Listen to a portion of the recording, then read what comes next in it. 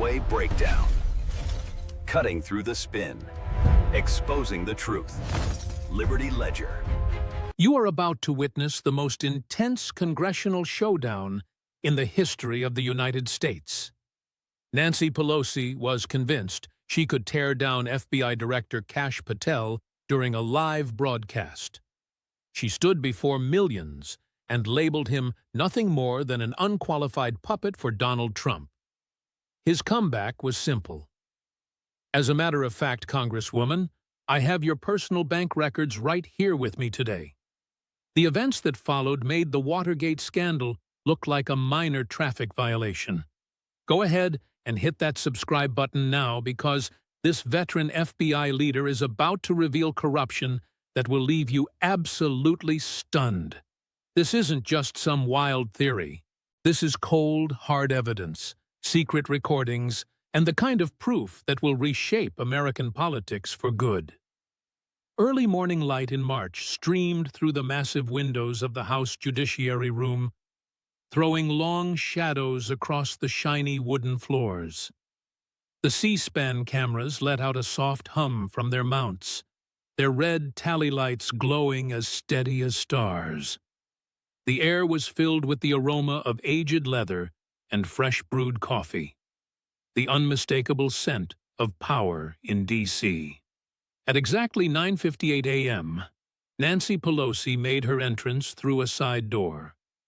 The sound of her heels hitting the marble was as precise as a ticking clock. Every single step she took was both calculated and intentional. 4 decades of navigating these corridors had shown her that true power is as much about how you carry yourself as the laws you pass. Her Hermes scarf, a bright pop of red against her dark power suit, shimmered as she turned to scan the crowd. A tight circle of aides trailed behind her like metal shavings pulled toward a powerful magnet. They were lugging her files, her coffee, and her talking points, the literal ammo for the day's political takedown. She'd been prepping for this specific moment for 3 solid weeks. Her staff had been clocking 18-hour shifts to dig up every controversial choice, every biased quote, and every possible mistake Kash Patel had made during his short time leading the FBI. The strategy was almost surgical in how simple it was. Label him as unfit for the job, cast doubt on his loyalty, hint at foreign influence, and force him to quit by the evening news. She had successfully pulled this off before with cabinet members, lawmakers, judges, and even top generals. The scrap heap of ruined D.C. careers was covered in her fingerprints like a calling card. However, things felt different this morning. Kash Patel had actually shown up 15 minutes early. He sat at the witness stand as still as stone, hands folded with the calm of a man who had faced far worse in much more dangerous corners of the world. His navy blue suit was perfectly tailored and sharp, yet it was his eyes that really stood out. Dark, steady, and looking like they held the weight of 1,000 secrets. Even more surprising were the 6 FBI agents standing by his side. They lined the wall like silent guards, their faces totally unreadable behind their shiny badges. Stacked between them were 12 bankers' boxes, all sealed tight with evidence tape and marked with case numbers in bold black ink. The room immediately broke out in whispers. Journalists in the balcony leaned in close, fingers hovering over their phones and keyboards. Staff members on the committee traded looks that were filled with silent anxiety. Usually, an FBI director brings a single folder or maybe a binder to these oversight hearings. This looked more like the lead-up to a massive racketeering trial. Chairman Jim Jordan's gavel slammed down at exactly 10:00 a.m. The sharp crack of wood hitting wood cut through the noise like a pistol shot. The committee will now come to order. Today, we are here to conduct oversight of the Federal Bureau of Investigation. Director Patel, thank you for... But Pelosi's voice sliced right through his intro like a hot knife through silk. "Mr. Chairman, if I may," she interjected, causing Jordan's jaw to tighten, though protocol forced him to give in. "The gentle lady from California is recognized." She didn't even bother to stand up. Real power meant you didn't have to. Instead, she just leaned into her mic, her voice dripping with the fake, sugary sweetness of concern. "Before we waste any more of the taxpayers' time with small talk, I think we need to ask the real question. Is Mr. Patel even qualified to be sitting at that table?" The verbal assault started like slow water torture, steady and calculated, aimed at wearing him down bit by bit. She picked apart his legal credentials, his lack of courtroom experience, and what she called a disturbing history of partisan bias. Every word was selected for maximum impact, and every pause was timed to let the sting sink in. "Mr. Patel," she went on, never once breaking eye contact with him, "you've authored memos that attacked lifelong FBI professionals. You've pushed conspiracy theories about a deep state, and you have demonstrated total loyalty to one man, Donald Trump, rather than the Constitution." The Republicans in the room shifted uncomfortably in their chairs. On the other side, the Democrats leaned back, looking quite pleased. The press section hummed with the rapid-fire clicking of laptop keys. But Kash Patel remained perfectly still. His breath stayed calm, and his face didn't show a hint of emotion. He just watched her with the cool patience of a man who had survived actual mortar fire without a scratch. "Your appointment," Pelosi's voice climbed as she smelled blood, "is the final step in the total politicization of our federal law enforcement. You're unqualified, unprepared, and frankly," she paused for effect, "un-American in how you approach justice." The word hung in the air like a charge of treason. Un-American. In the calculated vocabulary of DC destruction, it was a lethal blow. She reached for a folder, flimsy and theatrical, meant more for cameras than for content. "I have documentation here of your actions, your strikes against the intelligence community, your hollow claims against career officials, and your ties to foreign groups that should bar you from holding any position of trust." That final line was delivered with surgical precision. Foreign entities? She was flirting with the edge of a treason charge without ever quite saying it. Classic Pelosi. Peak damage. Zero legal exposure. "You embody everything wrong with the current politicization of our institutions. You should resign right now, Mr. Patel. Today, before you do any more damage to the FBI's name and the rule of law in this nation." She leaned back, satisfied. The lethal shot had been fired. By tonight, every news network will be calling for his resignation. By tomorrow, the president would be backing away. By the end of the week, Kash Patel would be another casualty in Nancy Pelosi's 4-decade war of political attrition. The hearing room went dead silent. Even the HVIC system seemed to hold its breath. Kash Patel's hand moved for the first time since Pelosi started her attack. Slow and steady, he reached for the glass of water sitting in front of him. He took a quick sip, set it back down gently, and looked straight at his accuser. "Are you done, Congresswoman?" His voice was quiet, nearly soft, but there was an edge beneath the surface. Not rage or fear, but the cool confidence of a man holding a royal flush while the table was still drawing cards. "Because if you are," he went on, his hand drifting toward the first box of evidence, "I'd like to speak to your worries about foreign meddling and government corruption." His fingers caught the seal of the box. The rip of the tape echoed sharply through the quiet room. "Actually, I've brought some documents that directly tackle those very points." He pulled out a file so heavy it hit the table with an audible thud. The label was clear to every lens in the chamber. Bright red letters on white read, Pelosi, Nancy, Financial Crimes Investigation 2019, SF3847, active. The look on Pelosi's face changed instantly and entirely. Color drained from her face like wine spilling from a broken glass. Her hands, which were so active just moments ago, now sat motionless on the table. In 40 years of political warfare, Nancy Pelosi had never once been blindsided. Until this moment, the following silence felt heavy and alive. It moved through the room like a dark stain, soaking into every corner and every mind there.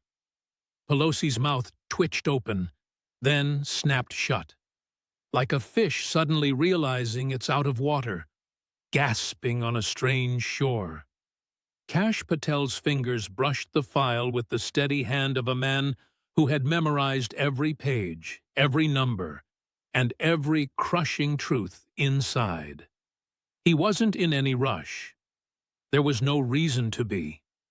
The target was already caught in the snare. Financial crimes, he noted, his voice heavy with the weight of the inevitable. They leave a trail. Numbers don't lie, Congresswoman. They don't twist stories or play political games. They just are what they are. He flipped the file open to a spreadsheet packed with bank transfers. Every line was a single thread in a web of corruption so massive it was hard to even process. The FBI's forensic team had worked with the patience of archaeologists digging up a hidden city of greed. $53.7 million, he went on, his finger tracing a specific column on the page. That is the total sum sent from foreign groups to Pelosi family businesses over the last 2 decades. But the real story isn't the money, it's the timing. He pulled out a timeline, tilting it so it caught the glare of the ceiling lights. The camera crews zoomed in by instinct, desperate to capture the reveal. March 15, 2019. You're in a classified briefing about Taiwan's defense budget. March 14, 2019. Just 22 hours before that meeting, Sino-Pacific Holdings sends $3.2 million to the Pelosi Family Trust. Pelosi's chief of staff rushed over, whispering frantically into her ear. She didn't even seem to notice him. Her eyes were locked on the paper, watching her carefully built life start to crumble like old dust. Just a coincidence? Kash asked, his tone making it clear he believed otherwise. Let's look at another one. July 8, 2021. The House Foreign Affairs Committee meets to talk about sanctions on Chinese chip makers. On July 7, 2021, Beijing Capital Group wired $4.7 million directly to Pelosi Commercial Real Estate Holdings. Representative Matt Gaetz leaned forward like a wolf that had just caught the scent of blood. Director Patel, what exactly are you suggesting? I'm not suggesting a thing, Congressman. Kash's interruption was polite, yet incredibly firm. I am simply presenting the evidence uncovered by the FBI's Financial Crimes Division. These patterns really do speak for themselves. He flipped to a fresh section of the dossier. Now, money transfers might look suspicious, but they can have innocent explanations, which is exactly why we decided to dig deeper. The next document he pulled out caused several Democrats in the room to physically recoil. It was an intercepted communication, complete with the stamps and authentication codes that proved it was a genuine piece of intelligence. This right here is a FISA-authorized intercept from December 2023. The Foreign Intelligence Surveillance Court had approved the monitoring of specific Chinese intelligence operatives working out of San Francisco. We certainly weren't expecting to hear the name of a United States Congresswoman. And we definitely didn't expect to hear this. He hit play on a compact digital recorder. The audio came through crystal clear, a testament to the NSA's top-tier surveillance technology. First, voices were heard speaking in Mandarin, with English subtitles flashing across the screen behind him. Then, horrifyingly, a voice emerged that every single American would recognize. It was Nancy Pelosi, speaking carefully but clearly. The vote will be delayed, just like we discussed. Tell Minister Zhang that the committee needs more time to weigh all the options. A Chinese voice then replied, Beijing truly appreciates your flexibility. The agreed-upon compensation will be sent through the usual channels. Pelosi responded, use the Vancouver route this time. Hall is getting a little nervous about the scrutiny on those San Francisco accounts. The Chinese voice confirmed they understood. 20 years of cooperation deserves the utmost care. The recording cut to silence. What followed was a silence so heavy, it felt deafening. Asset Golden Gate, Kash remarked quietly. That is exactly what Chinese intelligence calls you in their secret internal communications. 20 long years, Congresswoman. 2 full decades of trading American interests for cash that arrives like clockwork after every delayed vote, every weakened sanction, and every intelligence briefing that somehow finds its way to Beijing. Pelosi's hands had begun to tremble. It started in her fingertips, a tiny tremor that quickly spread up her arms like a neurological storm. Even her perfectly styled hair, stiff with spray for the cameras, couldn't mask the sweat beads forming on her forehead. These are total fabrications, she managed to say, though her voice cracked on the very last word. The commanding presence that had dominated Washington for 40 years was now vanishing like morning dew under a harsh, unforgiving sun. Fabrications. Kash raised an eyebrow just slightly. Then, perhaps you can explain this. He pulled out a stack of bank statements, each one marked with the official Treasury Department verification logo. Every single transfer had been traced, every shell company exposed, and every payment linked directly to a congressional action. The FBI doesn't just make up evidence, Congresswoman. We simply follow the trail wherever it leads us. He paused, letting the weight of the revelations settle over the room like ash drifting from a distant fire. But foreign money is really just the start of it. Let's talk about how your husband managed a 94.3% success rate in stock trading when Warren Buffett, arguably the greatest investor alive, only averages about 62%. The shaking in Pelosi's hands had moved all the way to her shoulders by now. Her own body was betraying her, exposing the deep fear that her face was still desperately trying to mask. After 40 years of political theater, her own nervous system had finally become the one critic she couldn't shut down.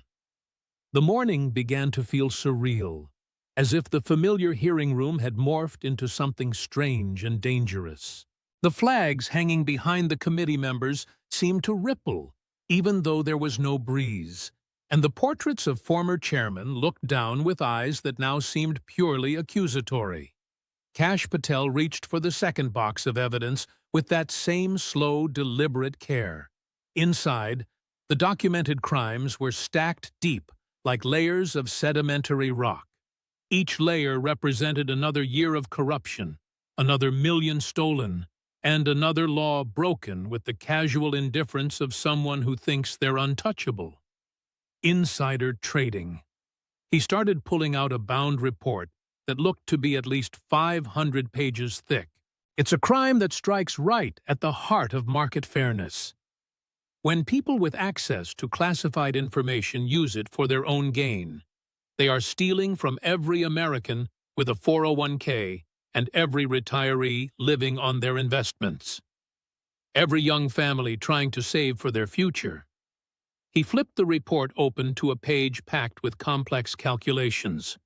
The SEC, working alongside FBI forensic accountants, analyzed every single trade made by Paul Pelosi between the years 2000 and 2024.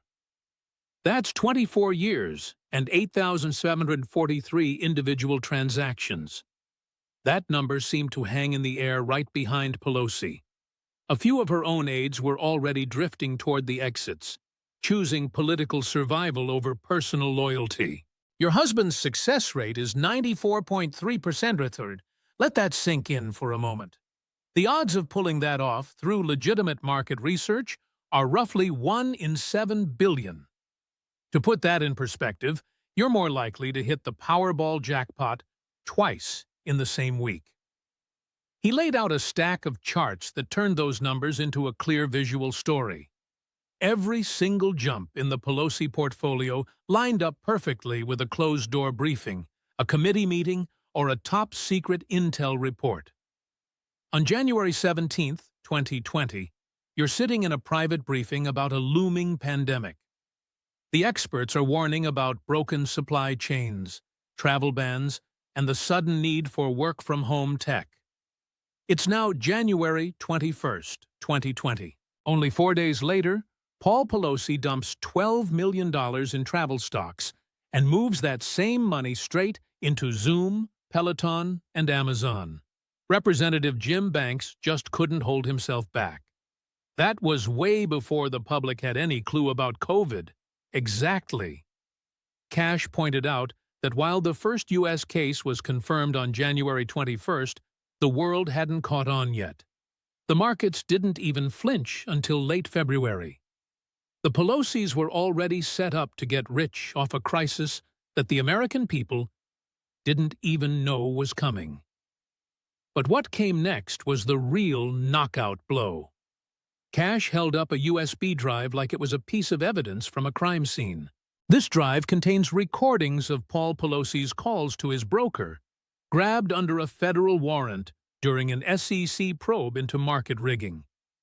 He didn't even wait for a yes before asking if the committee wanted to hear them. The entire room went stone-cold silent in total shock. He slid the drive into his laptop. Paul Pelosi's voice, with that unmistakable California drawl, echoed through the chamber. "Hey, Nancy, I just stepped out of the intel briefing. North Korea is about to pull the trigger on another nuke. Defense stocks are going to go through the roof. Buy it all. Lockheed, Raytheon, General Dynamics. Leverage the vineyard if you have to." Then, a different recording from just a few weeks later. "The CHIPS Act is going to be way bigger than anyone realizes." Nancy just saw the final numbers. "We're looking at 50 billion, not just 20. Load up on NVIDIA, Intel, anything related to semiconductors. This is going to dwarf those COVID trades." A third clip played, this time with a frantic energy in the voice. "Dump all the regional bank stocks right now." Nancy says today's stress tests are going to be a total bloodbath. Half of them are going to fail. Get us out before the bell rings. Every recording felt like another nail being hammered into the coffin of their good luck defense. This wasn't some genius market analysis or a run of lucky guesses. This was blatant, wide-open insider trading, as obvious as a bank heist in broad daylight. But the Pelosis weren't stopping at just their own trades.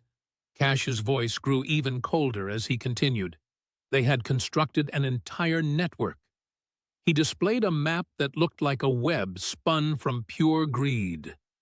Paul and Nancy were right at the center. Connected to them were 47 other political families, all trading in perfect sync like a school of fish. When Paul made a move, they all moved. When he sold, they all dumped their shares. That's $800 million in coordinated trades over the last 20 years. This wasn't just bending the rules, it was organized crime.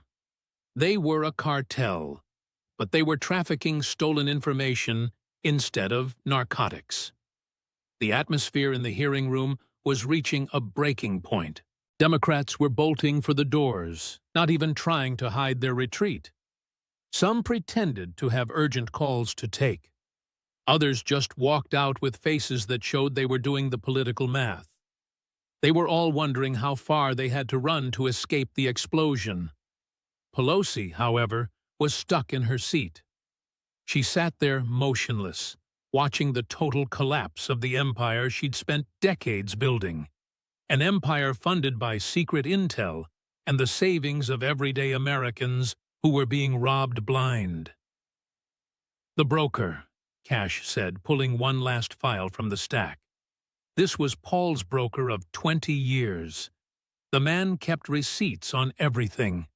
Every single phone call, every transaction, and every cent of profit. Just last week, he flipped and signed an immunity deal with the Department of Justice. His word alone could convict them, but we have a mountain of evidence beyond that. He shut the folder with the heavy sound of a door closing for good. "Should we move on to January 6th?" he inquired. "Or would you rather take that break now?" Pelosi tried to speak, but her voice was gone. The woman who had spent years destroying her enemies with sharp words was finally silenced by the cold, hard truth. Up in the gallery, the press wasn't even trying to stay neutral anymore. Reporters were recording everything on their phones, going live to millions of people. The hashtag #PelosiCrimes was already blowing up across the globe. But for Kash Patel, this wasn't about winning the internet. He reached for the third box with the calm determination of a man there for justice, not a show. Inside lay proof that would turn this from a money scandal into something much more sinister. January 6th wasn't just a protest that spiraled out of control. It was a setup, and Nancy Pelosi was the one who laid it. This third evidence box had different labels than the ones before it. The Department of Homeland Security, FBI Counterterrorism, and Capitol Police. This wasn't just a trail of financial papers.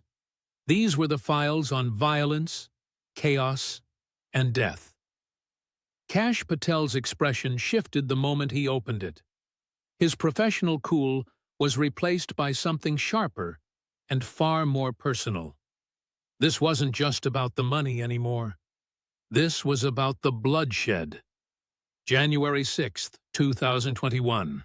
He started, his voice heavy with the gravity of that date. A day that will go down in history, though not for the reasons the public was led to believe. He pulled out a timeline printed on heavy paper, with every single entry tracked to the minute. As Speaker of the House, you were the one in charge of the Capitol's security. The Capitol Police Board answered directly to you. Every choice regarding the safety of this building, its members, and our democracy sat squarely on your shoulders. Pelosi finally spoke up, though her voice lacked its usual power. Those security failures were already looked into by committees you ran, Kash cut in. Investigations that somehow managed to completely ignore these. The documents he pulled out next had been kept in the shadows for 4 long years. Internal police chats, security reports, and email chains between Pelosi's office and law enforcement brass. Each page was marked classified, and those restrictions had only just been lifted.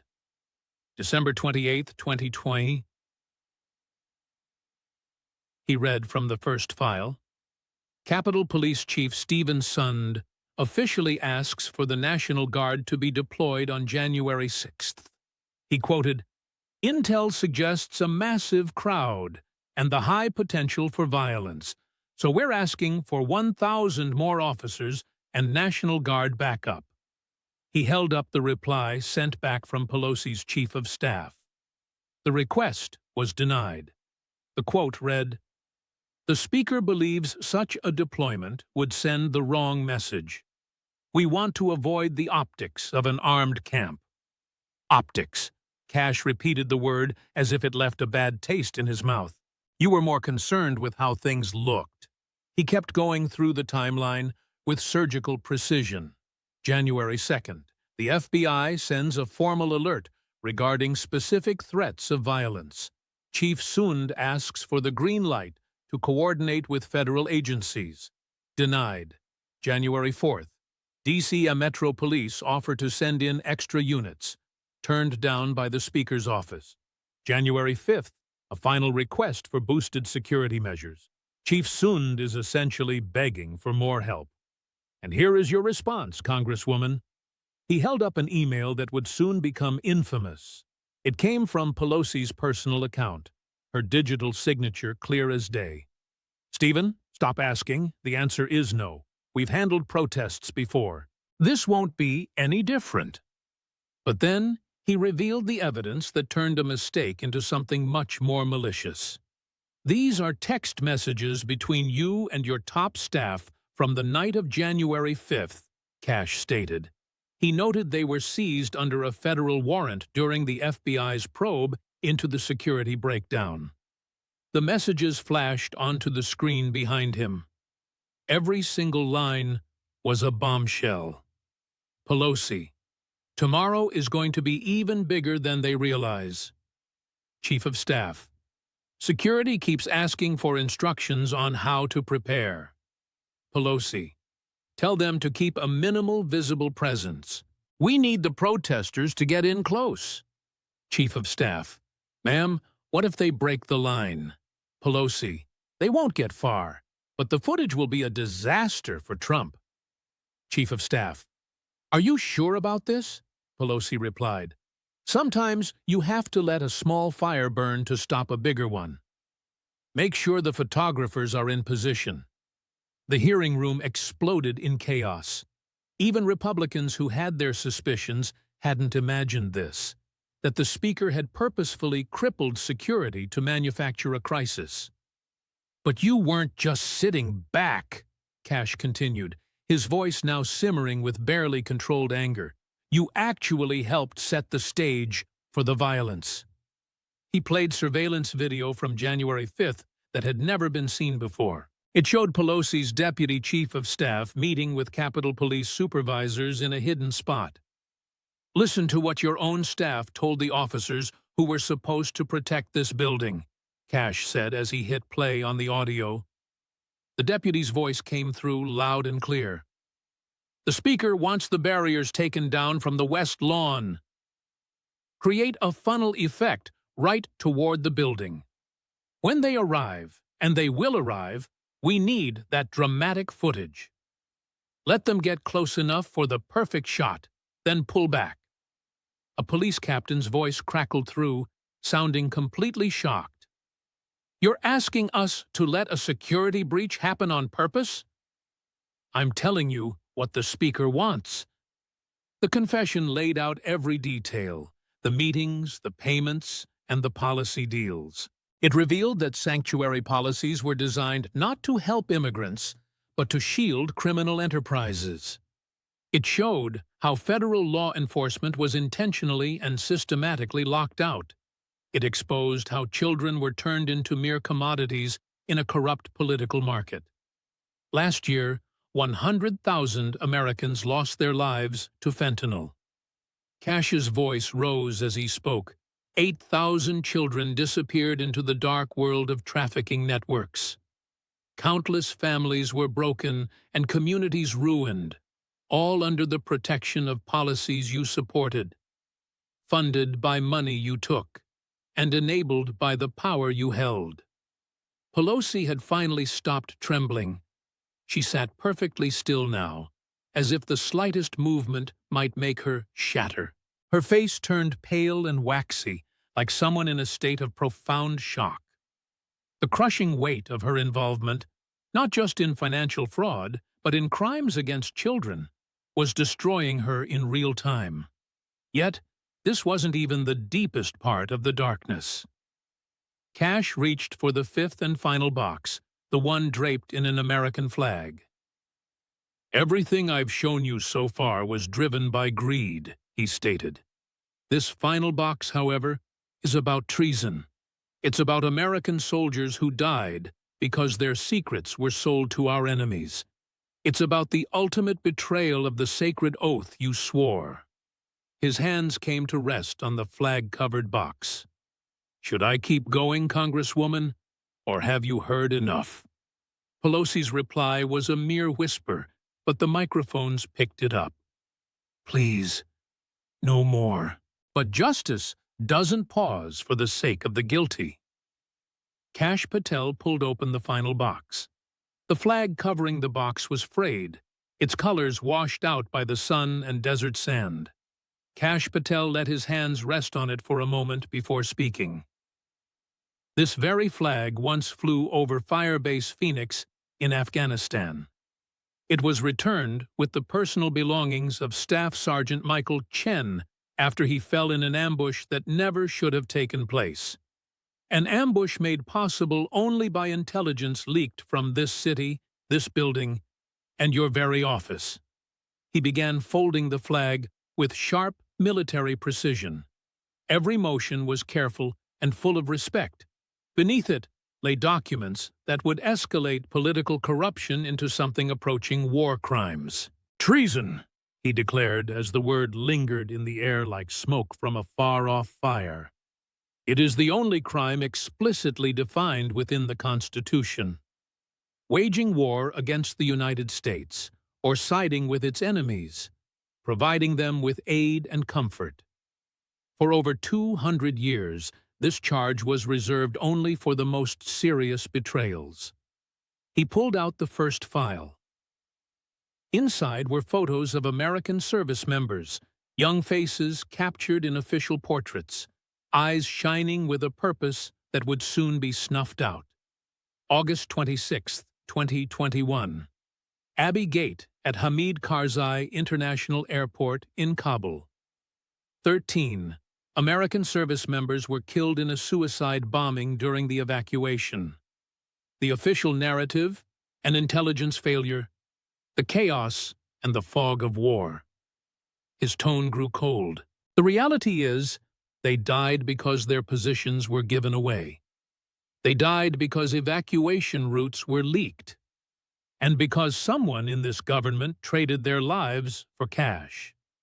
He held up a timeline covered in classification stamps from various intelligence agencies. July 23, 2021. Congressional leaders are given a classified briefing on the Afghanistan withdrawal plans, including routes, gate locations, security setups, and timing. July 25, 2021. The NSA flags a call between a phone belonging to your chief of staff and a number being tracked as part of an Iranian intelligence operation in D.C. The transcript of that intercept appeared on the big screen. American Voice. The primary processing will happen at Abbey Gate. We expect peak crowds on August 26th. Foreign Voice. How many soldiers are defending it? American Voice. Very few. They need to move as many civilians through as possible. Security is being sacrificed for speed. Foreign Voice. This information is highly valuable. What about the agreed payment? American Voice. Use the usual channel. Just make sure it's distributed correctly. Kash continued, his voice remaining steady despite the clear emotion in his eyes, explaining that the intelligence was passed from Iran to the Taliban. The suicide bomber knew exactly when to attack, exactly where our Marines were most exposed, and exactly how to inflict the most damage. He started calling out the names, each one adding more weight to the scales of justice. Sergeant Johanny Rosario Picardo, age 25. She had been accepted into community college and wanted to become a detective after her time in the service. Lance Corporal Jared Schmitz, age 20. His wife was expecting a baby. His son was born just 2 months after he was killed. Corporal Humberto Sanchez, age 22. He had just become a U.S. citizen, proud to serve the nation that had given his family a home. With every name came a photo, a life story, and a family left in ruins. The true cost of this betrayal wasn't measured in money, but in dreams that would never come true. It was measured in children who would never meet their parents and futures sold away for 30 pieces of silver. But Afghanistan wasn't just an isolated incident. Kash just kept opening up more files. For the last 15 years, Top-secret military intelligence has leaked from your office with alarming regularity. Every single leak lined up perfectly with deposits made into accounts tied to your family. Every leak cost American lives. The evidence was simply overwhelming. Intelligence assessments from the CIA, the DIA, and the NSA all pointed to the same dark conclusion: a systematic pattern of betrayal at the highest levels of government. In 2019, you were briefed on CIA assets operating inside Syria. Within a month, 17 of those assets were arrested by Assad's regime, tortured, and executed. Their families just vanished. He held up photographs of those assets for everyone to see.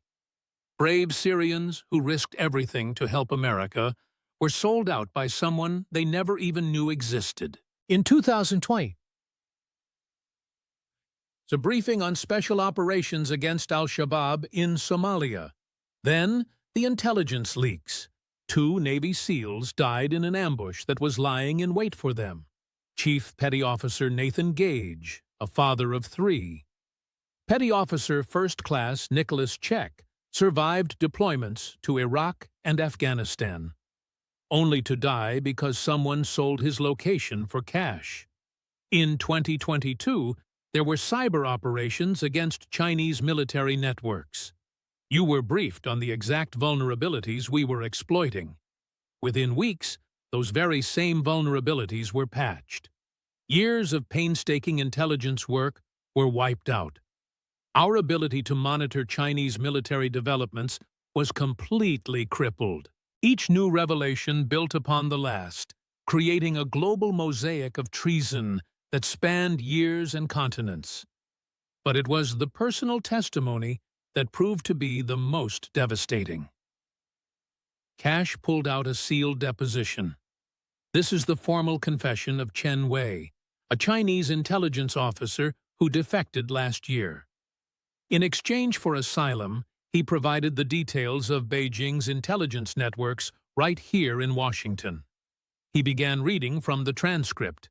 Nancy Pelosi was our crown jewel. Her code name was Golden Gate. For 20 years, she fed us intelligence on military operations, technology programs, and diplomatic initiatives. The money was only there to keep her happy. The real value was the intelligence itself. She never realized she was actually talking to intelligence officers. We posed as businessmen, cultural attaches, and academic researchers. She thought she was just building relationships. We were actually building files. How much intelligence did she give you? The interrogator asked in the transcript. Everything. If it was shared with congressional leadership, we knew about it within days. Troop movements, technology developments, and diplomatic strategies. She gave us a direct window into American decision-making at the highest level. How many operations were compromised? Hundreds of them. As for how many Americans died because of the intel she provided, I honestly don't know. We didn't keep track of things like that. To us, they were just successful operations.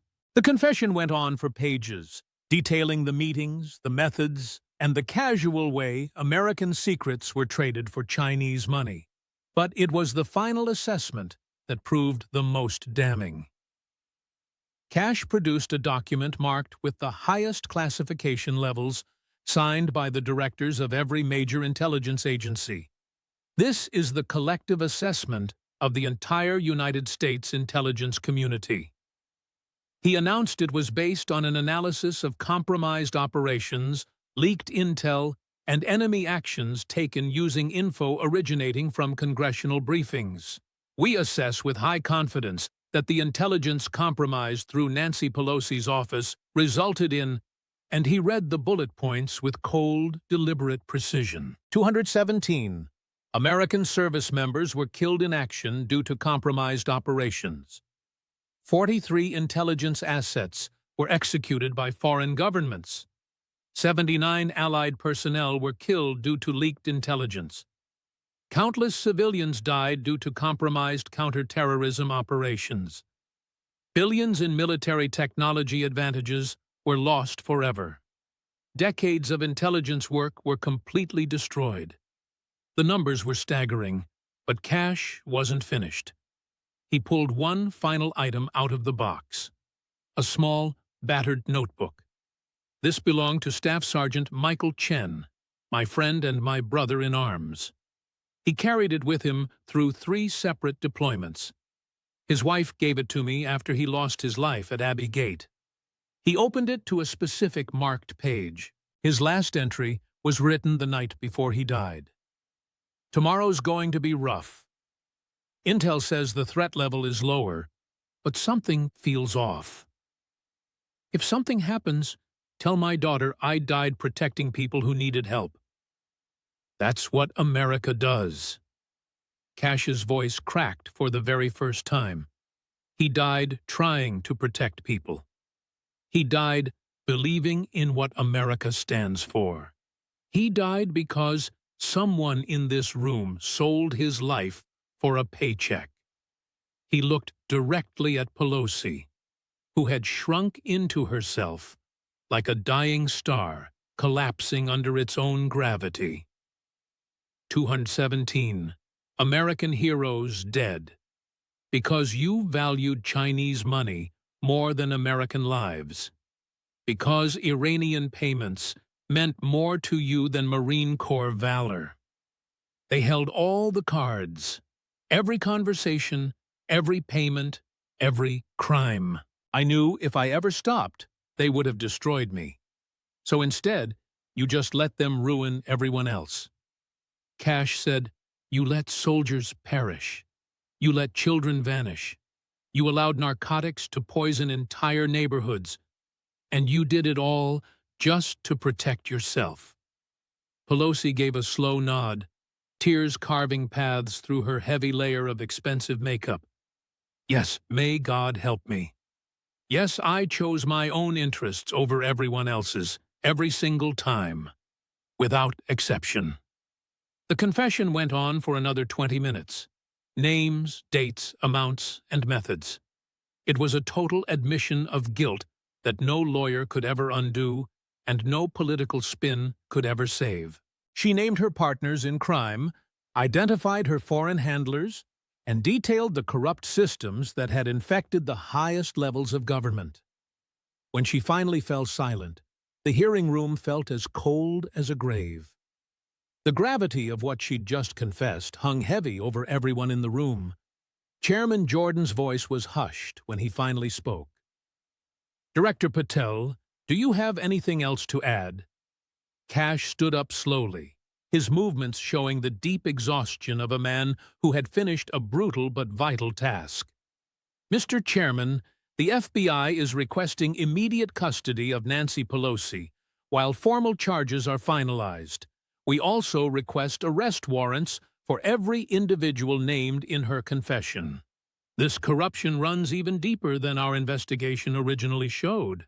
Granted, Jordan replied immediately. Sergeant at Arms, please assist the FBI. As the federal agents moved in, Pelosi looked up at Kash one more time. How long have you known? 3 long years, he answered. It took 3 years to build a case that was impossible to bury. 3 years to trace every single payment, verify every leak, and document every crime. 3 years to ensure that justice would finally be done. She nodded with something that almost looked like respect. You turned out to be a better investigator than I was a criminal. No, Kash corrected her. I'm just an American who remembered the oath he took. The agents helped her to her feet. Her legs were too weak to hold her up, so they essentially had to carry her. As they guided her toward the door, she turned back one last time. Please, tell the families, she started, but then went quiet. What could she possibly say? What words could ever address the sheer magnitude of her betrayal? Just tell them I'm sorry, she finally muttered. I know it isn't enough. Nothing will ever be enough, but please, tell them I'm sorry. As she was led away, Kash Patel addressed the room one last time.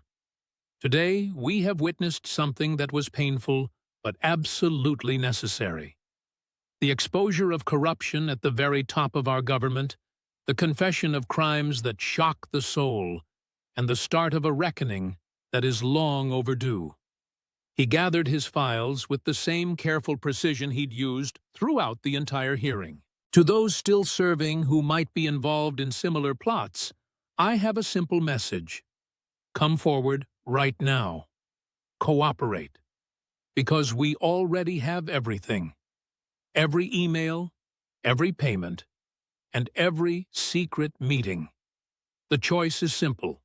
Confession and cooperation. Or sharing a prison cell with Nancy Pelosi. As he turned to leave, someone in the gallery started to clap. Then another person joined in, and then another. Soon, the entire room was filled with applause.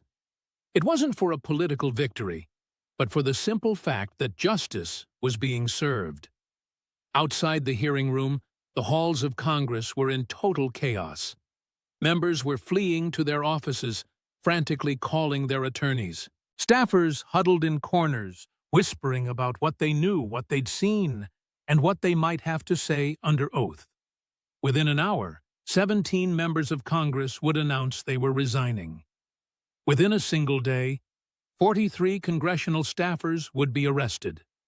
Within a week, the entire power structure of Washington would be shaken to its core. But inside the hearing room, as the applause died down and the cameras stopped rolling, there was only silence. It was the kind of quiet that follows a storm. When the air is clean, the damage is visible, and the long work of rebuilding must finally begin. Justice had finally been served. The swamp had finally begun to drain. And somewhere in Arlington National Cemetery, 200 American heroes could finally rest in peace, knowing the person who betrayed them would finally face the judgment she had evaded for so long. The hearing was over. The reckoning had just begun. The federal courthouse in San Francisco had never seen security quite like this. There were snipers on the surrounding rooftops, bomb-sniffing dogs at every entrance, and metal detectors backed up by manual searches. The trial of Nancy Pelosi had drawn threats from cartels, foreign spies, and extremists, all united in their desire to silence the woman who knew far too much. Inside Courtroom 19, Judge Martha Chen presided over what historians would later call the most significant treason trial in the history of America. The evidence presented over 6 long months of testimony was staggering, with each day bringing fresh revelations that rocked the very foundations of the American political world. Kash Patel took the stand for 3 days, methodically laying out a case that had taken years to build. There were financial records showing hundreds of millions in payments from foreign interests. There were recordings of secret conversations with enemy intelligence agencies. Classified files were found in Pelosi's home that she had absolutely no legal right to have. Then there was the testimony from 17 co-conspirators who had traded their cooperation for plea deals. But the most gut-wrenching moments came when the families of the victims spoke. Gold Star mothers recounted their final words with sons who were lost because of leaked intelligence. Children spoke of their parents, CIA assets, who were executed in foreign cells after being sold out. Recovering addicts shared how their lives were ruined by cartel drugs moving through Pelosi's protected trade routes. With every story, the weight of justice became heavier. Every tear from a grieving parent was an indictment far more powerful than any legal argument. The defense really didn't have much to offer. Pelosi's own confession was so detailed and the evidence so vast that there was no way out.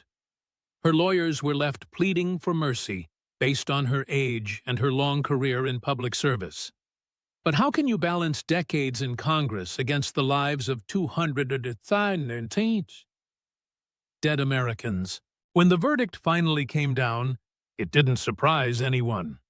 She was found guilty on every single count: treason, espionage, racketeering, conspiracy to commit murder, money laundering, and human trafficking. It took the clerk 20 minutes just to read through the charges and the jury's unanimous decision. However, the sentencing phase held a massive surprise. Pelosi, who hadn't said much throughout the trial, asked for a chance to speak to the court. Judge Chen checked with security and then gave her the floor. She stood up slowly, her bright orange jumpsuit looking worlds away from the designer suits she'd worn for 40 years. The months spent behind bars had clearly taken a heavy toll on her. Her hair, once perfectly styled, was now thin, gray, and unkempt. Her hands trembled with a shake that no medicine could fix. "I spent my entire life chasing power," she began. Her voice started out as nothing more than a faint whisper. "I told myself it was for the good of the people, the party, and the cause. But somewhere along the line, power became its own goal and its own justification." She turned toward the gallery where the victims' families sat, judging her in total silence. "I see all of your faces. I know your names now, every single one of them. I've read about your children, your spouses, and your parents.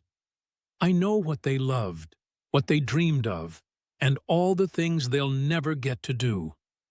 There are no words that can capture the true magnitude of my betrayal.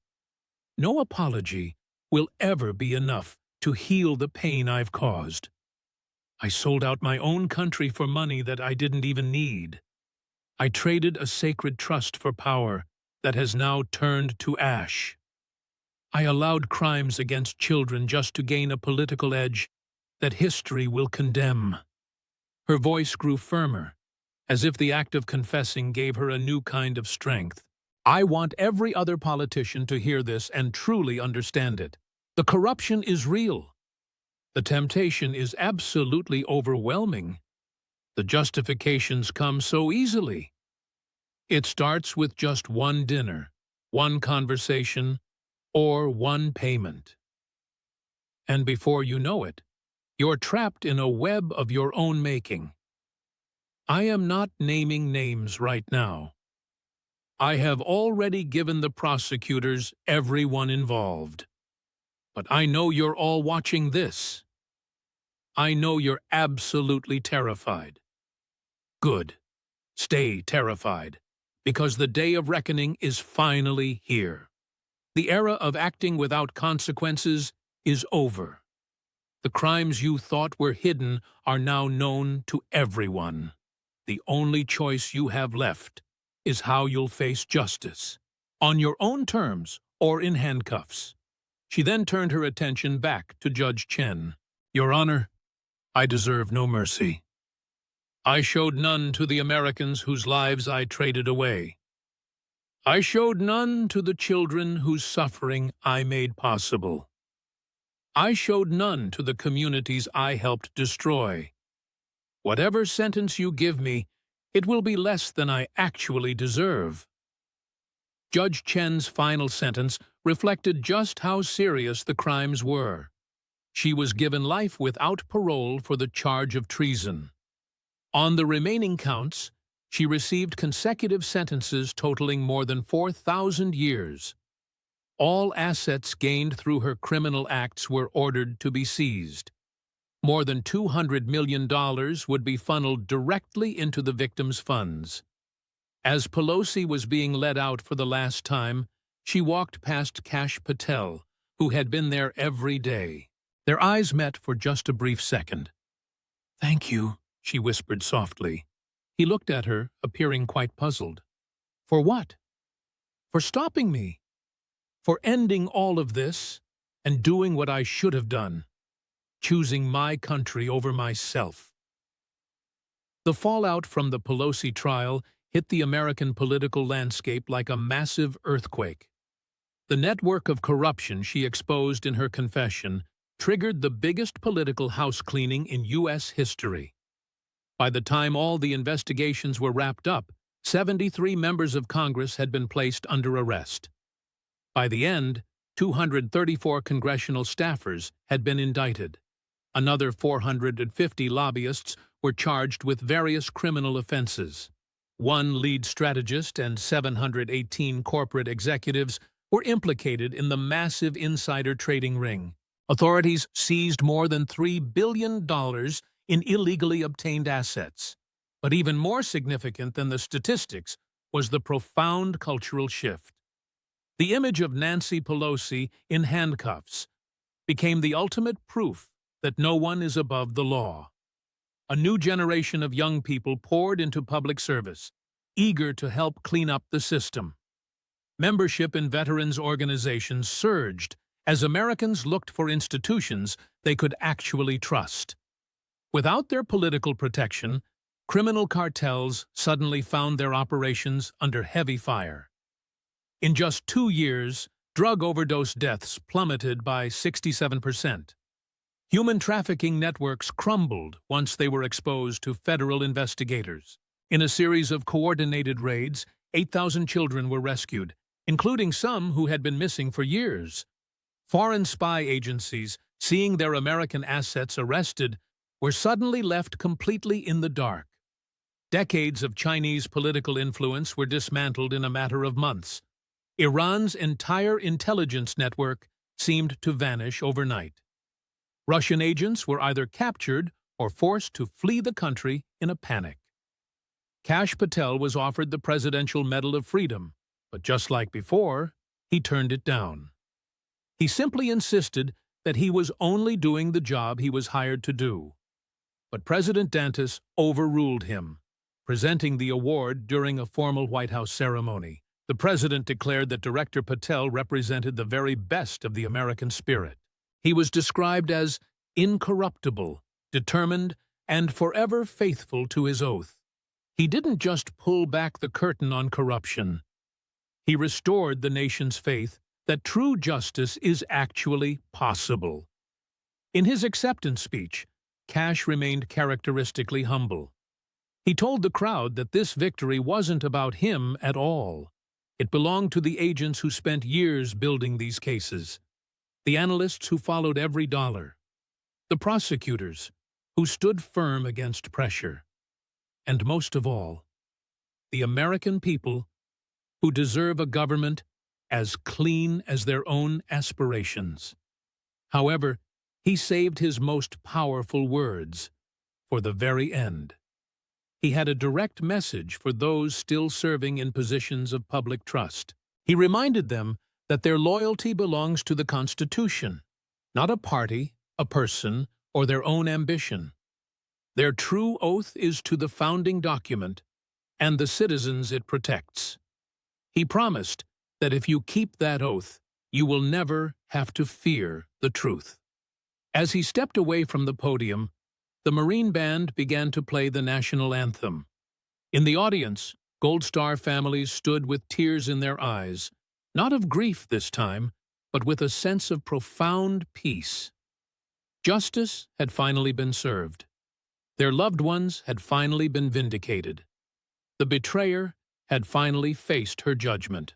Deep inside the ADX Florence Supermax in Colorado, Nancy Pelosi sat in a cold cell built for terrorists, spending 23 hours a day in isolation with just 1 hour of caged exercise and no news from the outside world.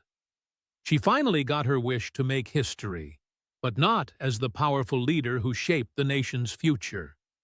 Instead, she would be remembered as a permanent cautionary tale, the woman who had everything but threw it away for money she couldn't spend and power that turned to poison. On her cell wall, someone had scratched the Latin phrase, sic semper prodictoribus.